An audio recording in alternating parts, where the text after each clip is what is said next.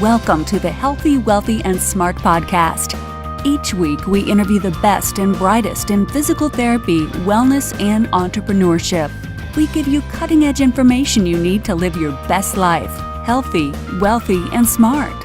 The information in this podcast is for entertainment purposes only and should not be used as personalized medical advice.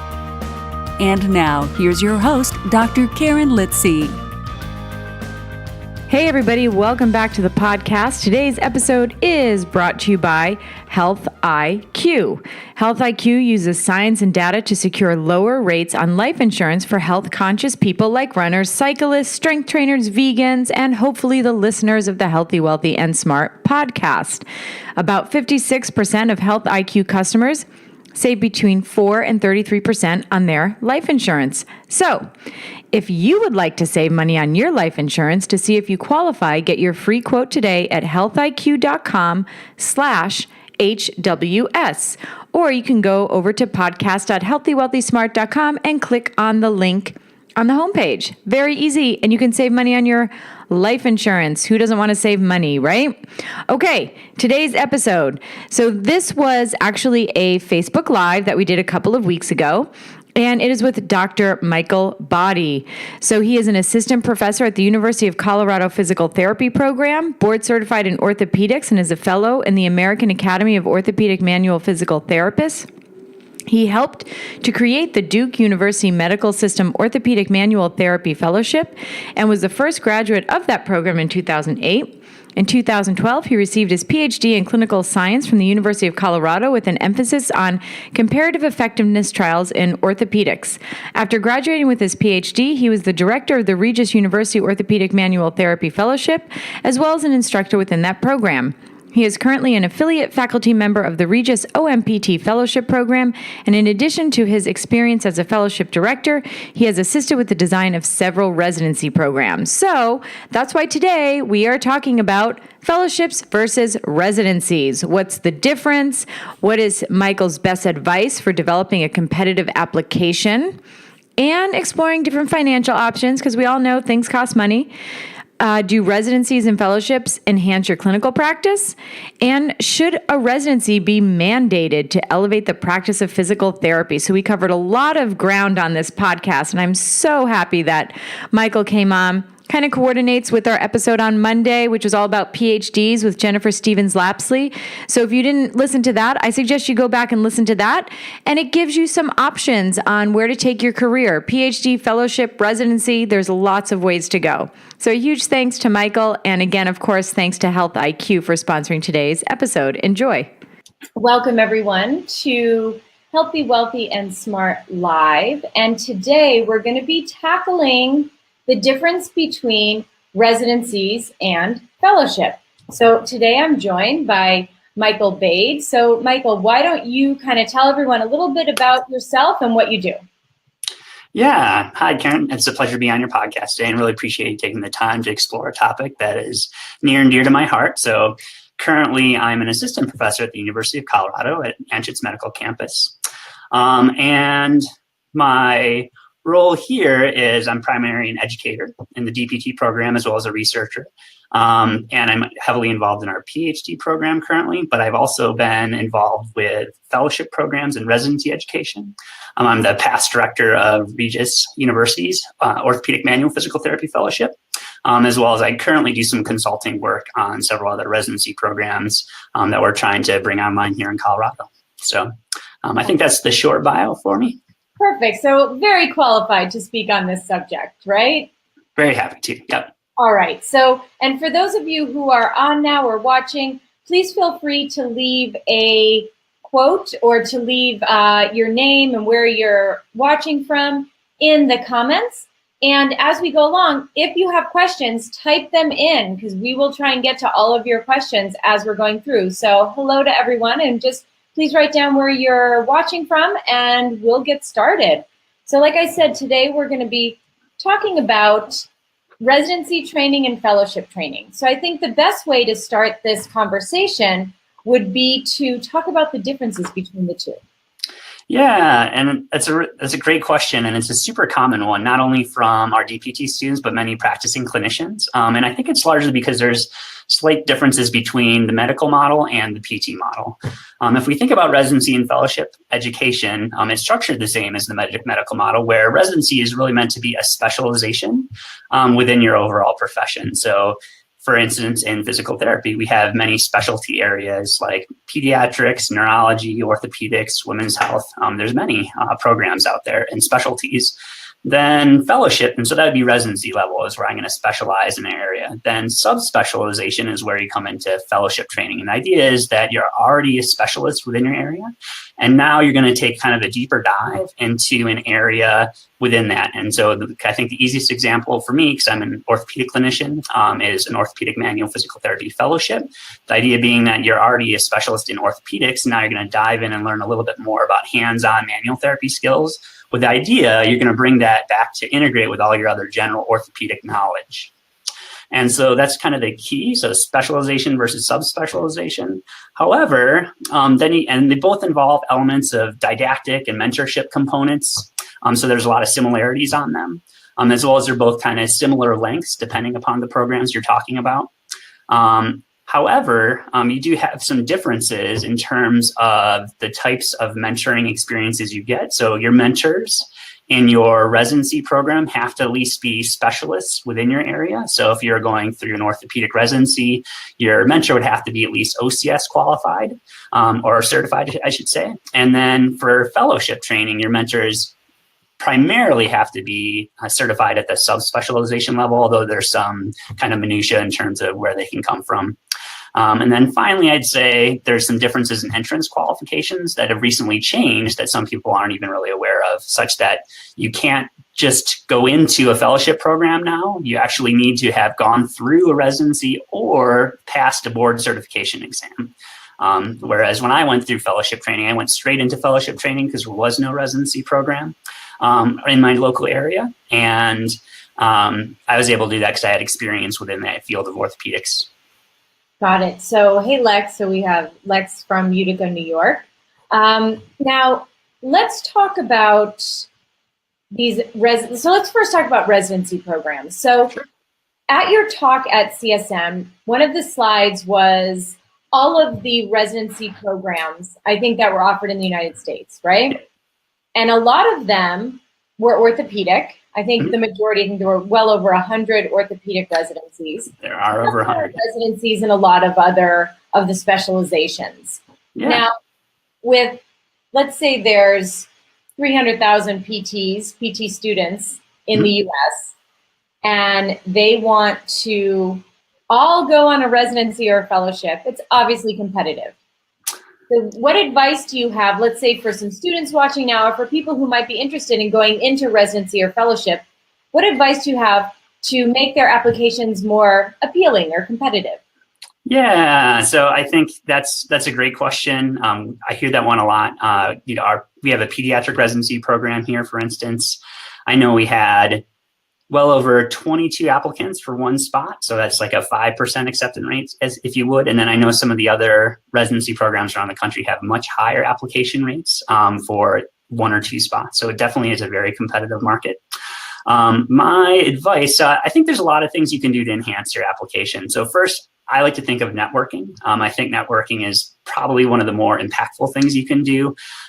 Try to meet the director if possible. Some directors are actually very approachable. Some actually don't like to meet potential residency candidates. They don't like to bias themselves, they say. They like to keep a clean slate. But many of them will allow you to talk to their past graduates, which I think is a great first step. First of all, that kind of gets you to know a little bit more about the culture of the program and maybe avoiding residency programs that aren't quite the right fit for you, as well as that helps, because residency directors often talk to their past graduates and many of them continue to teach for them. And so they might say, oh, did you talk to this candidate? And it's like, oh yeah, I talked to them. They seem like a very strong applicant. And so they often leverage their graduates to kind of get some additional knowledge about potential applicants. So I definitely recommend reaching out to directors as well as past graduates of the program. Then I think it goes without saying that you should have really solid recommendations within your area of specialty that you're applying. So if you're a DPT student who's out there on clinical rotations right now, you really want to be thinking about making a great impression on your CI, who's going to be ideally writing you a very strong recommendation for that residency in that specialist area, as well as your content leaders in your DPT curricula. So if I'm interested in going into neuro, like I want to really do well on my neuromuscular management tracks and such that I can get a really strong recommendation from my professor. Because as a past director, I highly value our professional colleagues and their recommendations for your proficiency within that specialty area, as well as how good of a resident they think you'll be. Then I always like to say, avoid some small mistakes that kind of tend to bias directors maybe a little bit away from you, and that's calling and asking them about very simple information that's generally found on your website. So the idea that you haven't really done much homework on their program prior to approaching them about their program. So you might just be asking them very general questions. That's very easy to find this information. And one of the things that we really look for in most residents is really to be self-directed learners and be able to go out and find information. And because we're really looking for a very high level candidate because you have that ability to take on a student who's really ready to learn at a very high level. And so I say you really want to show that you've done the initiative. And when you call on and talk to directors or email in your communications, however you're approaching them, you want to approach them with very specific questions about their program, as well as like how that relates to your goals as a PT, as well as your learning styles. And so it shows me that you really thought deeply about how well of a fit this program is going to be, because it's a lot like a dating game in some ways, right? As a director, I'm trying to find a good resident who will really mesh well with my team. And as a student or a resident coming in, you want to find someone who really has a good learning style for your style of learning and is really going to match well with your career objectives.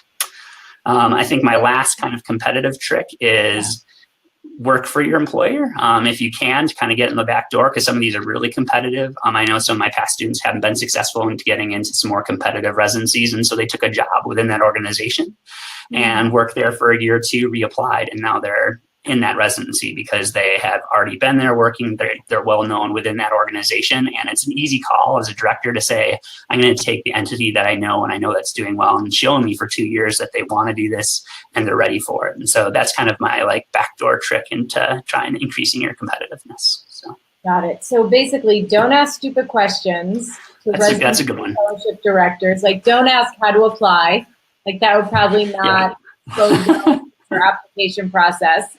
And it sounds like it's all about relationships, right? Just like most other things in life, you really want to try and form some sort of relationship, because it's not all about just what's on your resume, what's on that piece of paper. Because if you have to, like you said, it's kind of like a dating site. If you want to be able to mesh with the other people. So it goes well beyond just your GPA. It goes well, because I think most people are applying to residency programs. When I look at their applications, they're very top performers. So it's hard for me to say, oh, you got a 3.88 but this person got a 3.9. Is that really a better candidate? And oftentimes I'm going to say no, because most of us are in the kind of a very similar kind of compressed ballpark within PT school. It's more about the connection. So getting involved in the APTA, going to national conferences, meeting leaders in the field, reaching out to individuals, getting involved at a deeper level. I think those are great ways to build that network, as well as build your own professional network of mentors beyond just what a residency program is going to give you. Right. And it also shows, like you said earlier, that you're being proactive and that you want to learn. Absolutely. And that you're not just kind of sitting back and waiting for things to come to you. Yeah, absolutely. Well, fellowships, we know you can't do that as a new grad. We've just established that. So let's talk about these programs. Are you better off doing it earlier in your career? Let's say new grad to maybe 5 years out. Or what about later in your career? If you're 15, 20 years out, is it still relevant for a more seasoned clinician? I think, this is a $1 million question. I've heard other residency directors answer this different ways. There's kind of two takes on this question. I think the first one is, well, you should do it early in your career because you don't want to learn bad habits. You want to elevate your practice as quickly as possible, not only for the benefit of your patients, but also for your own internal job satisfaction. And there's often this quote that I don't know where it really comes from, but they say that going through residency gives you the experience of something like a 5-year practicing clinician. You often hear this kind of statement. I don't really know where they get that data, but it's an interesting statement, an interesting take. then there's the purview of, well, maybe you shouldn't do residency right away after school, because what if you haven't really found your niche yet? I definitely have colleagues who worked in multiple practice areas before they finally found the area that they're like, this is actually where I want to be in PT. I thought I wanted to be in acute care, but really I found my passion was in pediatrics after I worked a couple different jobs and really kind of explored my own interests and career goals. And so early specialization can be somewhat detrimental in some ways, unless you're really certain about that career path. So I often say, weigh those two in terms of your own knowledge of self and what you want to accomplish in terms of what area of PT you really want to be in. And then I also like to say, no matter what, anytime you go back to school and take a deep dive into current literature and are challenged to really evaluate your own clinical practice, I think it's a powerful learning experience. As a fellowship director, I had fellowship students who've been practicing for over 40 years come back in and say this was an incredibly transformative process for them. And I think that's a pretty powerful statement to say. Someone who's been doing this for that long can then come back in and be challenged and learn and grow as a clinician, even after decades of practice. And so I like to say, no matter what time in your career, you can always benefit from going back and learning more, because the challenging part about PT is that our knowledge base keeps growing as well too. So I think even they say after about 5 years of graduating from DPT school, a lot of what you've learned is mostly out of date and practice is evolving. So what methods are you using in your own personal practice to actually stay abreast of change? And as you know, as a busy practicing clinician yourself, it's trickier than it sounds to stay abreast, right? Absolutely. Absolutely. I mean, if you have a podcast and you interview a lot of researchers, that kind of keeps you abreast on a lot of the new stuff. So I would highly recommend that as well. Do a residency and then do a podcast about your residency. I'm sure that's already out there, right? It has to be. Someone has had to have thought of that already. You just mentioned briefly about data. So let's talk about data. Is there any data to show that doing a residency or a fellowship makes you a better clinician? Yeah, that's a great question. I really want that data. And a lot of people ask that question. It's like, well, what am I really going to get out of a residency or a fellowship? Can you tell me it's really going to truly make me better as a clinician? There's really only been a handful of studies on this. Probably the most kind of widely cited is Jason Rodiguero's recent article that was in JOSPT in 2015, where they used photo data focused on therapeutic outcomes to look at people who are fellowship trained versus residency trained versus non-fellowship residency trained, and saw, do they have better outcomes? And what they found in that study is that the fellows tended to have better clinical outcomes and clinical efficiency than residents or non-resident trained clinicians. But there's a lot of kind of issues with photo data, such that I only need to enter my patients who have positive outcomes per se. Like, I'm not required to enter all my patients. So you wonder about the veracity of that data, as well as they have to do a lot of adjustments because a lot of our residents are generally newer grads. And so they have to adjust for years of experience. And so that's some of the criticisms from that article. It's hard to really kind of know for sure if residency education or fellowship education really makes a difference in your clinical outcomes. There have been survey data though. Let's see, I think it was Jones in 2008 and Smith in 1999 that talked to graduates and said, hey, what did you think you got out of this program? I think that's a very easy way to approach this, a qualitative study design, rather than saying that you're definitely a better PT, because we know that's a challenging question to answer at any clinical level. And then when they talked to graduates, they found that a huge percentage of them thought that they really were better clinicians. They really had better examination skills, evaluation skills, intervention skills. They had better communication skills with patients. They had more confidence. And that's a big one I hear from a lot of our new grads who go through, especially residency training. They're like, I gained so much confidence in my skill set. And that, I think, was probably the biggest thing I gained out of my residency. And that really impacted my patient outcomes tremendously, just being confident in how I'm able to talk to my patients with authority, right? Yeah, that makes a lot of sense. Yeah. And then, there's like other data that shows that you're more likely to have certain things come into your career in terms of going through a residency or fellowship program. Like, you're more likely to get board certified in specialization. You're more likely to be a clinical instructor. You're more likely to be a instructor in a physical therapy program or residency or fellowship program. and then also move on to serve as course coordinators within those. So, and as opposed to people who don't go through that track. But that's a little bit tough sometimes because a lot of our people come into residency and fellowship training are highly motivated individuals. And so you wonder how much that is just due to their personalities versus the training they receive. That's something I often wonder about. But yeah, there's so many variables that could affect that data in so many different ways because we're dealing with people and we're dealing with how people interact with other people. So you could be the personality of the person, the drive, all of this stuff can certainly affect outcomes when it comes to patients and outcomes when it comes to your career. Absolutely. Yeah. So let's get to some of the questions from the DPT student page. So Sure. Rebecca Brienne Goldberg asks, how do the long distance residencies work and how do you find them? So she's an older student who's established in a city she can't pick up her whole life and move for a year. So this is kind of like the difference between that hybrid versus the in-person. Yeah, so I think I'm in a rare position because I went through a kind of more traditional clinic-based residency model. So I went through a fellowship model, I went through Duke University's manual therapy fellowship, and then I ran a hybrid online fellowship program. So I've been through both types of programs, and there are some big advantages to the hybrid online programs. And her example is a classic example of many of my past students and fellows is, I can't pick up and move my life, and there's no programs near me that accomplish what I need to accomplish in terms of my career goals.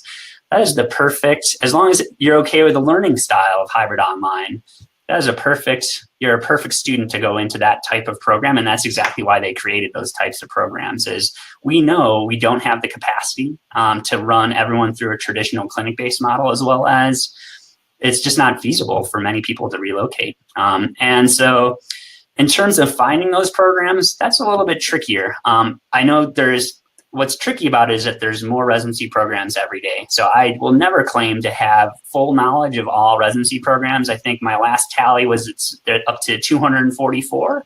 So we now have almost as many residency programs about as PT schools. And you can imagine going through your PT school selection process, how challenging that was. It's much like that way in many areas of residency education. I do know EIM, Evidence in Motion, runs several different programs like neuro, sports, orthopedics, orthopedic manual physical therapy. I believe St. Augustine also has an online orthopedics program. My strategy, if I was trying to find these programs, would be first to start my specialty area and then look at each program within that specialty area. So if you're going into, let's say, women's health, right? So that if I wanted to look at women's health overall, well, there's 9 programs. It'd be pretty easy for me to see if there's any kind of hybrid online programs within that area by going through each of their websites and finding that. Orthopedics is a little more daunting. As you mentioned, we're up over 100. So it does take a little bit of research on your end. I definitely don't want to say I have full knowledge of where all of them are, but I do know Evidence in Motion and some other programs do have hybrid online versions, especially if you're thinking about manual therapy fellowship. There's quite a few options in the manual therapy fellowship world. And let's talk about the difference in mentorship between those two. Obviously, if you're in an in-person, real-life situation versus the hybrid part online, part in real life, how does that mentorship change and how important is that? Yeah, so one of the things I loved about my clinical experience is that there's a lot of mentorship that occurs during non-official mentoring time. Oftentimes for the kind of more traditional clinic base, you have blocks of time built into the week where your mentor or yourself are purposely scheduling in patients that you're having challenges with or they think you have a good learning opportunity with and you could be challenged with. And so you have that block time set aside. However, you're often working in the same clinical space, so you often get to ask them quick questions and as well as your mentorship is spread out throughout the entire residency or fellowship period. So as you grow, the types of questions you ask evolves with that. So I really like that model for residency and fellowship education. I think it's an ideal model. However, it's definitely not practical for everyone. And so what does that look like in some of these hybrid online programs is that oftentimes you're tasked with either reaching out to graduates of that program or people who have that credential in your local area, such as do you have any NCSs or OCSs within your area that would be willing to take you on as a mentor? oftentimes, and you reach out to them, and we're a very collegial community. And so if you have someone in your area, and that's so some people will practice in more rural areas. That's definitely not even available at any level. But if you have someone in your area, oftentimes, I found many PTs are willing to have you come into at least their clinic and have you set up a consistent mentoring time with them. Like, let's say I do Friday afternoons, half days, so I can take off from clinic and I'll come in. The disadvantages of that is now you're going into their clinic and seeing their patients. And depending upon how often you're going in there, it might be a whole new caseload every time you go in there. So you're trying to kind of relearn these patients every time. So I think that's a little bit challenging at times, but it depends. You might be able to set up something very similar as kind of a traditional clinical model. I've also seen people fly into areas to get mentorship where I'm going to take an entire week off from work. And I know this mentor is willing to help me out, and I really respect them as a clinician, and I think I have a lot to learn from them. And so I'm going to take an entire week off and go do 40 hours of mentorship with them in 1 week. And that can be a very powerful learning experience. But then because it's condensed, I think you lose a little bit of that evolution of thought process and questioning that occurs over the course of the mentorship. And so I think sometimes that can be not as optimal as some of the other methods, but I think it's still a great experience. But those mentorship kind of situations do require a lot of effort on your part to kind of reach out and set up these opportunities and to try and make it work within your schedule. And so that can be a little bit challenging at times, especially depending upon your local pool of available mentors. Yeah. And I should say some actually charge you to do this quite a bit of money, where you come into their clinic and now they're actually charging you money for their mentorship, which can add thousands of dollars onto the cost of your residency or fellowship. So I should make you aware of that. That can be a hidden cost in some of those programs. Got it. And speaking of cost, let's talk about the cost of these programs, because I don't think they're all free. I don't think they're free. You've got students coming out already riddled with up to six figures or plus multiple six figures in debt. Yeah. So where does a residency and a fellowship fit in there? And is it maybe it's not practical for everyone, but how does residency and fellowship fit into this debt issue that students are facing now, just from their undergrad to graduating with the DPT? Well, I think, the debt to earning ratio that we have as PTs is a huge issue in the program. We really work hard here in our program to try and keep our overall tuition costs down, because I can't believe that some schools charge over $150,000 in tuition plus living expenses. I mean, it's just a huge amount of debt to graduate with. And so it's very challenging, I think, this day and age when you graduate from these programs to say, okay, I just graduated, I have a ton of debt, time to take on more, right? And so I do think that's a big issue, or a big challenge, I should say, with residency fellowship education, is that it definitely is not free at this time point. You typically have kind of two types of models, two flavors of costs that kind of come out in these. One is the 3/4 pay, where you make a reduced salary because you're doing a reduced clinical load. So you might be seeing about 32 hours a week of patients, and the rest of the time you're actually doing residency fellowship education and training. And in which case you get paid because you get reimbursed for your actual billable time. So you get paid about 3/4 of the salary. So in that model, you're actually not taking on debt. You're just losing out on potential income or some opportunity cost with that.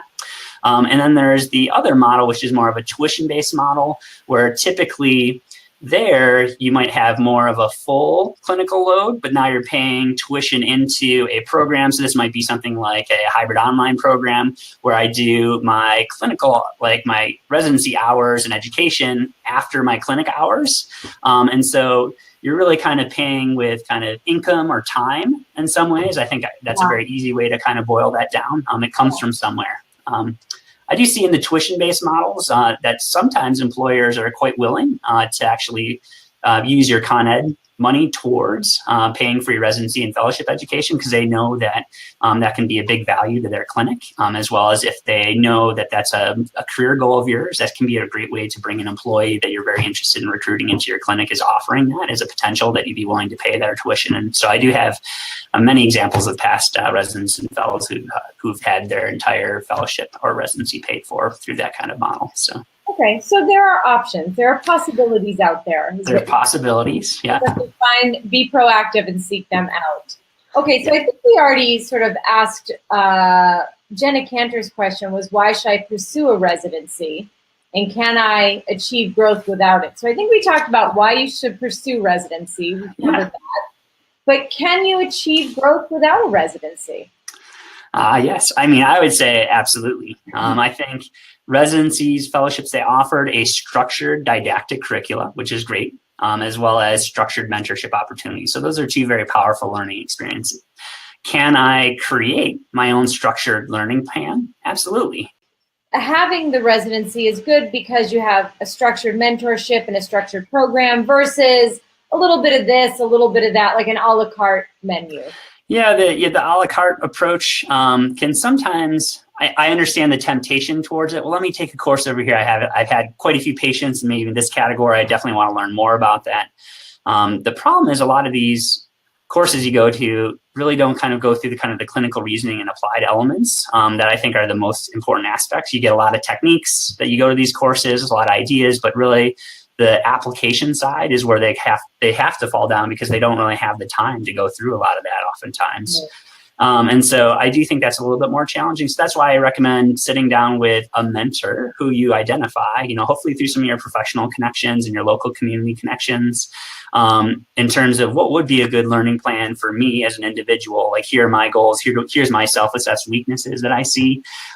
Let's come up with a structure in terms of how I'm going to actually approach this, as well as let's also set up some time to do some mentorship. Like, there's no reason you can't go and mentor with anyone in your own clinical community. And so I do it all the time. Like, I go shadow with people that I know who are excellent clinicians. I'm like, I've always wondered, I know you helped one of my patients who I had a really hard time with, and I really want to come see how you practice and see if I can learn from that. And I think that's been really powerful learning opportunities for me. So I've had a ton of mentors who are definitely outside of official mentorship capacity, but have profoundly impacted my career. So I definitely think you can set these things up, especially if you're in that situation of our kind of previous individual who's like, I can't move. This isn't really a reality for me. And so there are educational resources you can leverage, as well as your local clinical resources to kind of create what's going to be the best learning environment for you as well, too. And on that note, we're going to take a quick break to hear from our sponsor, Health IQ. Health IQ uses science and data to secure lower rates on life insurance for health-conscious people like runners, cyclists, strength trainers, and more. Like saving money on your car insurance for being a good driver, Health IQ saves you money on your life insurance for living a health-conscious lifestyle. These savings are exclusive to Health IQ, and you must qualify to get the special rate. To see if you qualify, get your free quote today at healthiq.com/HWS. Let's get into, Kyle Ridgway had a number of questions, but we're going to just kind of put those under like one umbrella, I think. And do you think residency education should be mandatory? Because this was something that was floated around by the task force for the APTA. They want to make it mandatory.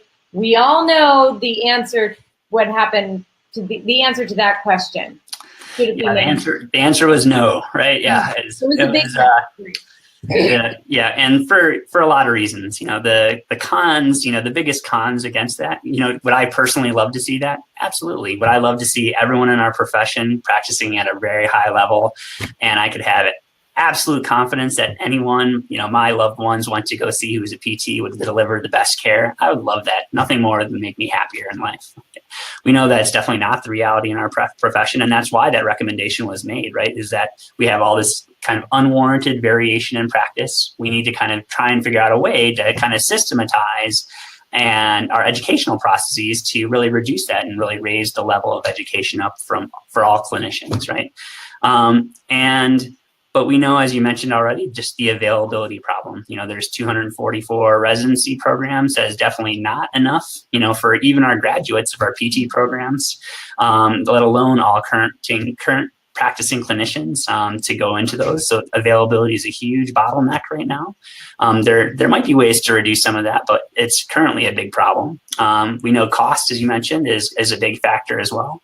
Mm-hmm. And then we already talked a little bit about the early specialization aspect as well, too. If I'm kind of pigeonholed into choosing my track very early in my DPT career, is that the best path for all clinicians to go on, especially the clinicians. And we have many students who are, well, I have strong interest in 3 or 4 different areas, and I'm still kind of trying to figure it out. Early specialization would be really detrimental to their growth and potential their long-term satisfaction in the profession as well, too. Absolutely. And what about variances within residency programs? I mean, is there a standard of competency that residency programs have to pass in order to get certified as a residency program? Or can I just make one up out of the air and say, I'm doing a concierge PT residency program? Apply. Yeah, I wish it were that easy. Having gone through the accreditation process, I really wish it was that easy. It is not. We do have an external accreditation board, ABTRE, ABPTRFE, American Board of Physical Therapy Residency and Fellowship Education, and they come in and accredit your residency and or fellowship program. And it's a pretty intensive process. You have to go through a candidacy phase. They come in, they do site visits, and they look at your entire curriculum, your assessment methods. They come watch mentoring sessions. It's a very intensive process, and I'll say also slightly costly from many different perspectives. So there is that kind of level of quality control. I'd say it's nowhere near as onerous as going through CAPD accreditation. So our program's currently going through CAPD, and that's the board that looks at DPT education. That's a much more rigorous process. I was looking that up the other day. Yeah, it's very intensive. And so we're going to put about 2 or 3 years of work as a faculty into getting ready for that process. And so it's a huge amount of time. But I'd still say even within DPT programs, we have a huge amount of variability in the quality of education. We do have very kind of young programs that have sprung up because there's a huge demand for PTs.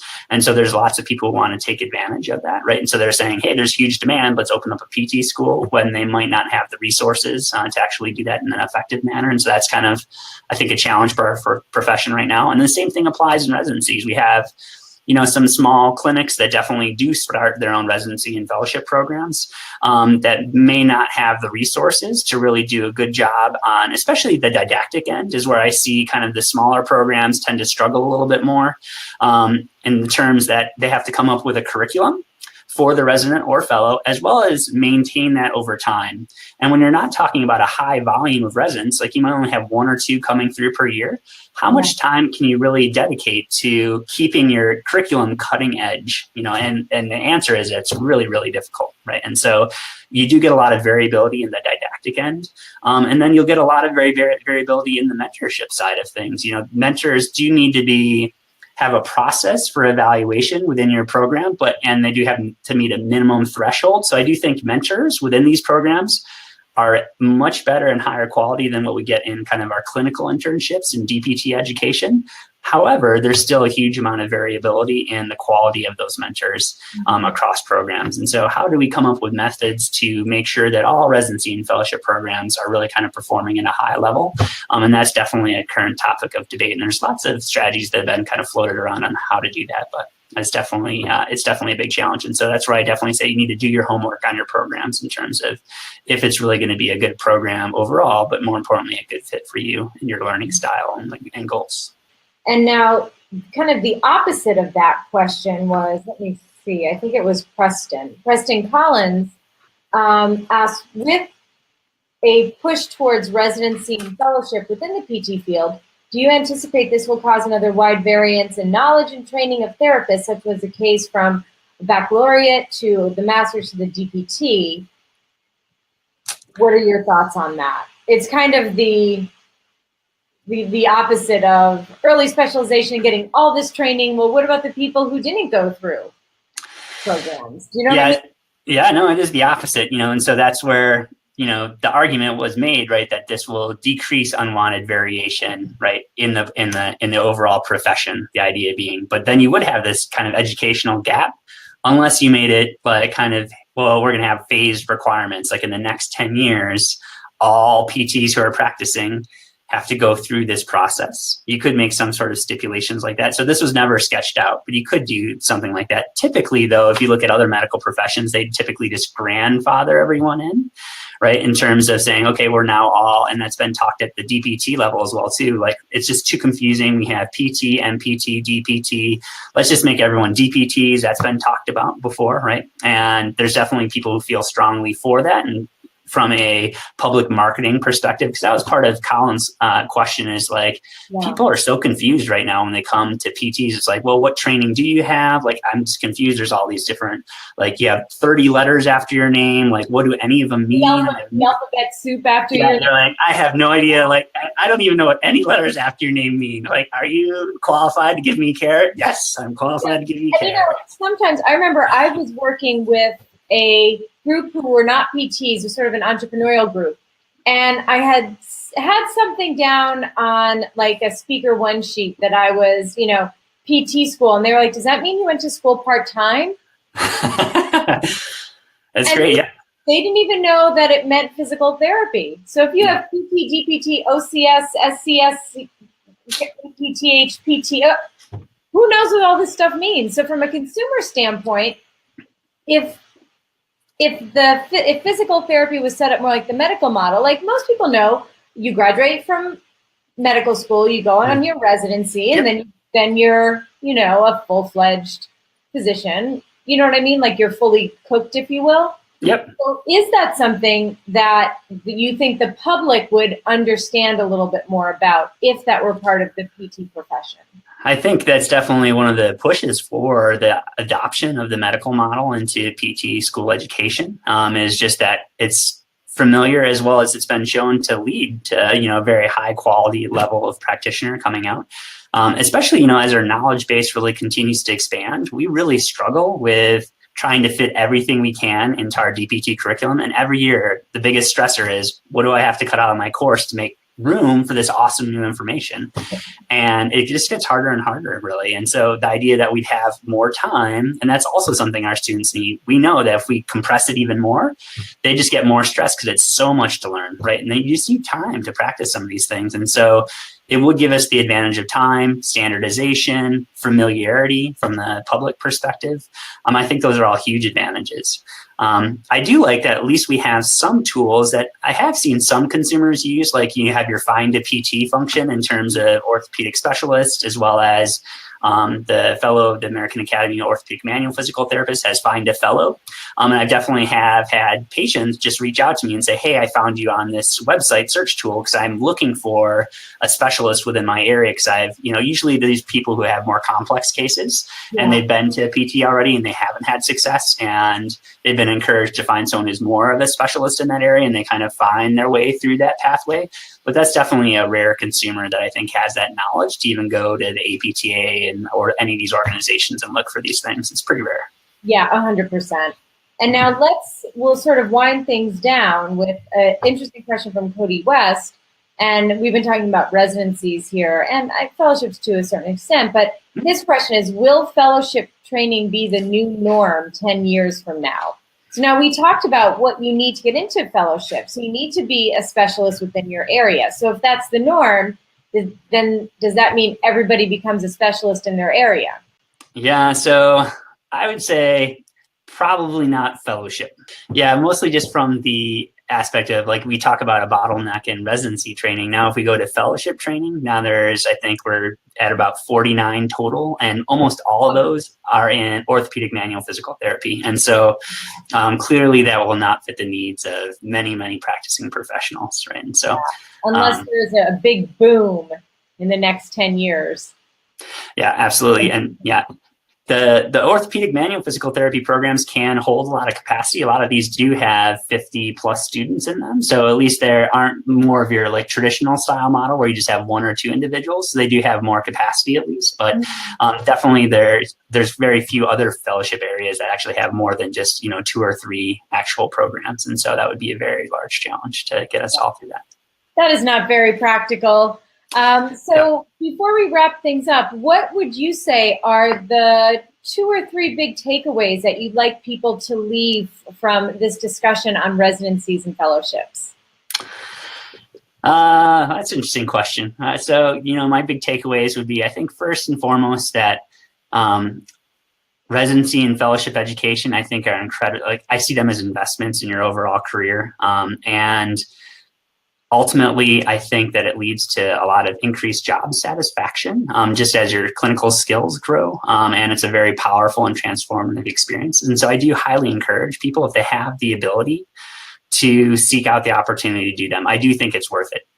To me, is one of my most impactful experiences as a physical therapist. And so I do highly encourage people. I also like to tell people, though, that if that's not in the cards for you for many reasons, right, is that come up with a plan to, how do you create your own residency? And we talked a little bit about strategies to do that. And I do think you can create a good learning plan, and as well as local mentorship plan, especially if you're active and you're like local chapter of the APTA. I think that's a great place to meet clinical resources if you don't already have those available to where you work, and to really reach out to those mentors.